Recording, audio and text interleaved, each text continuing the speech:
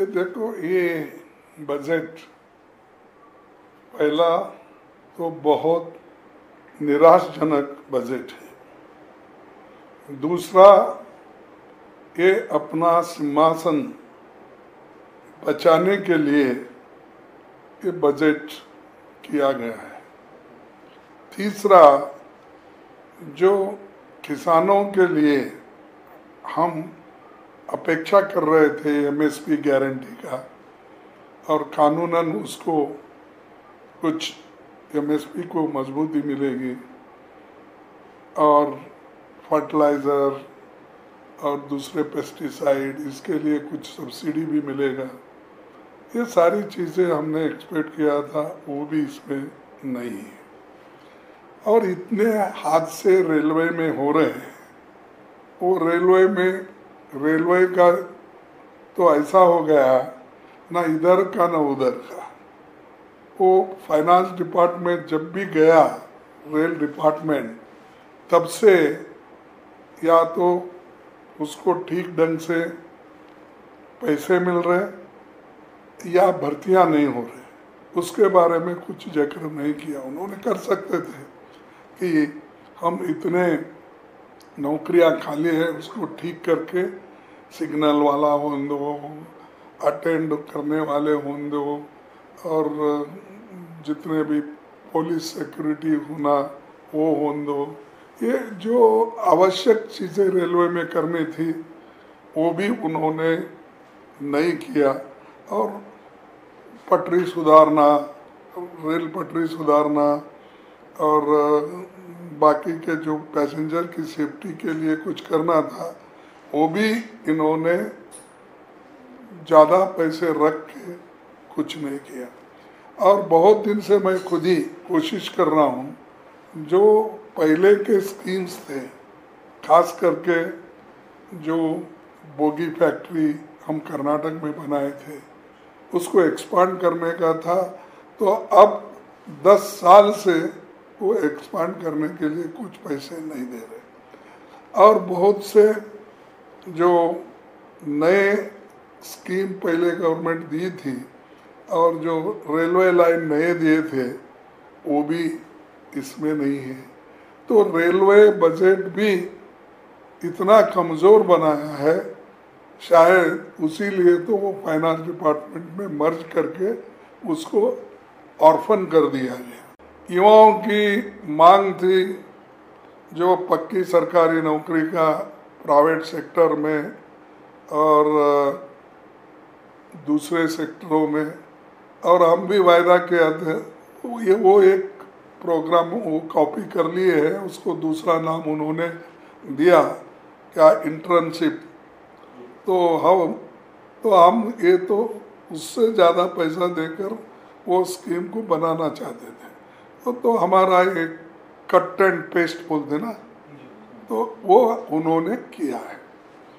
तो सारे देश महंगाई से तड़प रहा है, उसके लिए क्या स्टेप आप उठाने वाले हैं, क्या कदम उठाएंगे वो कंट्रोल करने के लिए, उसका कोई जिक्र इसमें डिटेल तरीके से आपने नहीं कहा।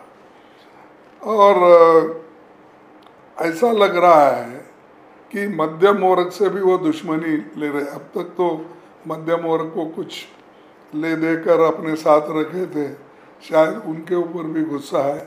वो मध्यम वर्ग को, गरीबों को, अति पिछड़ों को सब पीछे डाल दिया है।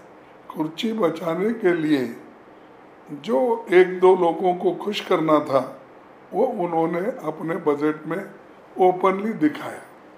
लेकिन जो वो तो ठीक है, किसी को मिल रहा है तो ठीक, लेकिन जहाँ ज़रूरत है, मैं उदाहरण के तौर पर करता हूँ कि हमारा एरिया मोस्ट बैकवर्ड है, हैदराबाद, कल्याण कर्नाटका हैदराबाद, वहाँ पर उसको संविधान ने स्पेशल स्टेटस दिया है। वहाँ पर पैसे की ज़रूरत है, वहाँ पर पहले से हमको स्पेशल अमाउंट होना चाहिए, ये हमारे सरकार की मांग है वहाँ से।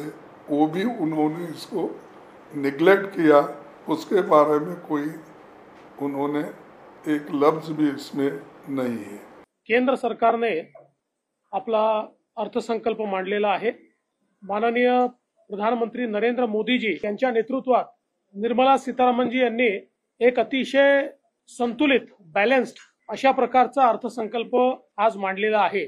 मुळातच कोविड नंतर जेव्हा जगातल्या सर्व देशांच्या अर्थव्यवस्था कोलमडताना आपण पाहतो आहोत आणि पश्चिमेतले प्रगत देश देखील अर्थव्यवस्थेशी एक प्रकारे झुंजतायत, अशा परिस्थितीमध्ये भारताच्या अर्थव्यवस्थेने 8.2% जी वाढ दाखवली आहे ही अत्यंत महत्त्वाची आणि भारतीय अर्थव्यवस्थेच्या ताकदीचा अनुभव करून देणारी अशा प्रकारची वाढ आहे। आणि विशेषतः उत्पादन क्षेत्रामध्ये खूप मोठ्या प्रमाणात आपल्याला वाढ झालेली पाहायला मिळते। सगळ्यात महत्त्वाचं, जेव्हा जगामध्ये महागाईचा दर रेट ऑफ इन्फ्लेशन हा डबल डिजिट मध्ये पोहोचलाय, त्याचवेळी तो भारतामध्ये 6.7% वरून आता 5.4% पर्यंत खाली आलेला आहे। हा देखील अत्यंत महत्त्वाचा आहे। विशेषतः सामाजिक कल्याणाच्या योजनांच्या विकासाचा दर हा इन्फ्लेशनच्या दराच्या दुप्पट आहे, तो जवळपास 12.8% आहे। याचा अर्थ सामाजिक क्षेत्रामध्ये मोठ्या प्रमाणात गुंतवणूक सरकारच्या माध्यमातून चाललेली आहे। विशेषतः आपण जर बघितलं तर जीडीपीच्या 7.8% एवढी गुंतवणूक ही त्या ठिकाणी होते आणि आपण ॲब्सोल्यूट टर्म्स मध्ये बघितलं तर अगदी 17-18शी तुलना केली तर 23-24 मध्ये सामाजिक क्षेत्राचा खर्च हा दुप्पट झालेला आहे, म्हणजे तो 11 लाख कोटीवरनं जवळपास 23 लाख कोटीवर आलाय।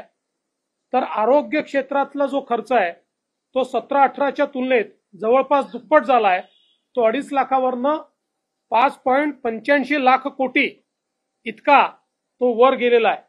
म्हणजे हे दोन्ही जी महत्त्वाची क्षेत्र आहेत याच्यातली गुंतवणूक ही जवळपास केंद्र सरकारने दुप्पट केली आहे, ही देखील आपल्याला पाहायला मिळत आहे।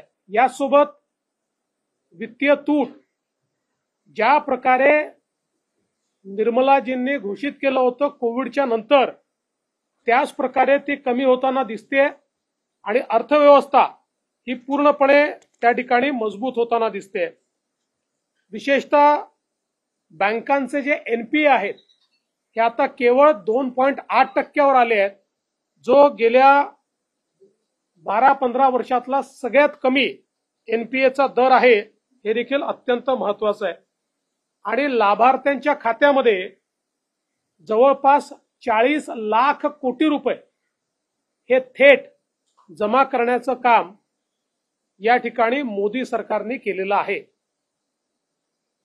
भारताच्या भविष्यावर एक मोठी गुंतवणूक करणारा अशा प्रकारचा अर्थसंकल्प आहे, ज्याच्यामध्ये शेतकरी, त्यासोबत महिला, युवा आणि गरीब या 4 घटकांना समोर ठेवून हा अर्थसंकल्प मांडण्यात आलेला आहे।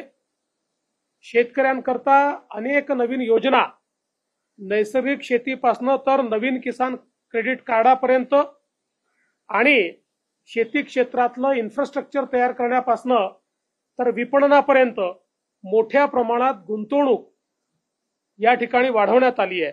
विशेषतः रोजगाराच्या क्षेत्रामध्ये मला अतिशय आनंद वाटतो की महाराष्ट्र सरकारने अप्रेंटिसची एक स्कीम सुरू केली आणि त्याच धर्तीवर आता केंद्र सरकारने देखील स्कीम सुरू केलेली आहे की ज्यातनं जवळपास 4.5 कोटी तरुणांना त्या ठिकाणी रोजगार प्राप्त होण्याकरता केंद्र सरकार मदत करते।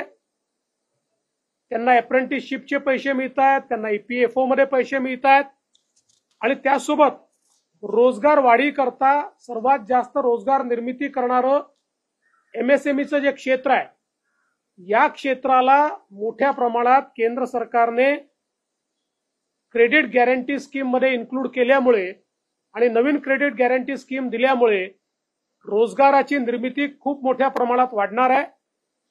जवळपास 100 नवीन जे क्लस्टर तयार करण्याचा निर्णय केंद्र सरकारने घेतलेला आहे. त्याच्यामुळे मोठ्या प्रमाणात मॅन्युफॅक्चरिंग, IT, सर्व्हिसेस या सगळ्या क्षेत्रातल्या रोजगाराच्या संधी आता या ठिकाणी उपलब्ध होणार आहे. विशेषतः ग्रामविकासाच्या क्षेत्रामध्ये मोठ्या प्रमाणात 2 लाख कोटीपेक्षा जास्त गुंतवणूक केंद्र सरकार करते. 3 कोटी अतिरिक्त घरं बांधण्याचा निर्णय हा केंद्र सरकारने या ठिकाणी घोषित केलाय. आणि सगळ्यात महत्वाचं, आमच्या आदिवासी बांधवांकरता जनजातीय उन्नत ग्रामोन्नती अभियान हे अभियान हातामध्ये घेतलंय, जे जवळपास 63,000 गावांमध्ये त्या ठिकाणी आदिवासींचा विकास या ठिकाणी करण्याचं काम करेल. मोठ्या प्रमाणात खरं म्हणजे आपण जर बघितलं तर पायाभूत सुविधा क्षेत्रामध्ये 11 लाख कोटी रुपयाची गुंतवणूक या ठिकाणी करण्याचा निर्णय हा केंद्र सरकारने घेतलाय.